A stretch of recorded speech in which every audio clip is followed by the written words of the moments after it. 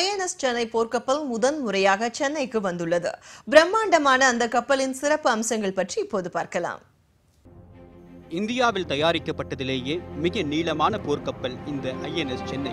163 metre நீளமுள்ள இந்த கப்பல் சென்னையின் விருந்தினராக துறைமுகத்திற்கு வந்தபோது வாத்தியங்கள் முழங்க தேசிய கொடி அசைத்து பள்ளி மாணவர்கள் வரவேற்றனர்.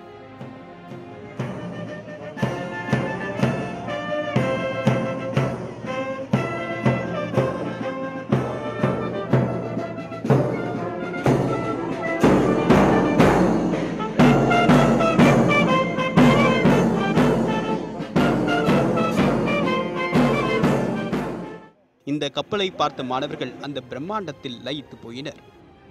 ரொம்ப த்ரில்லிங்கா இருந்தது. நான் இந்த அளவுக்கு இருக்கும்னு நினைக்கல. ஏதோ ஜஸ்ட் போய் பார்த்துட்டு அப்படியே இது பண்ணிடுவாங்க. கப்பல் உள்ளலாம் அலோட் பண்ணுவாங்கன்னு நினைக்கல.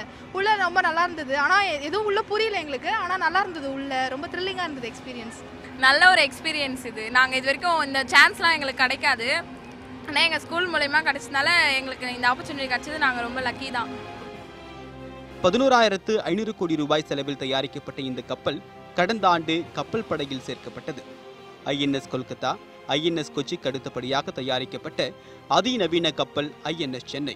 ஏவுகணைகளை வழிமறைத்து தாக்கும் வல்லமை கொண்டது என்பது இதன் தனிச்சிறப்பு. அதற்காக பிரம்மோஸ் ஏவுகணை தயார் நிலையில் இந்த கப்பலில் இருக்கிறது.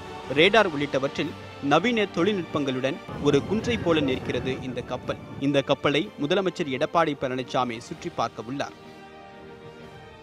Is here on its maiden visit.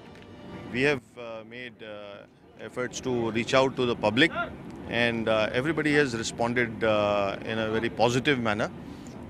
And the Chief Minister is also likely to visit the ship tomorrow, and it will be at a ceremony where the ship will be dedicated to the city of Chennai.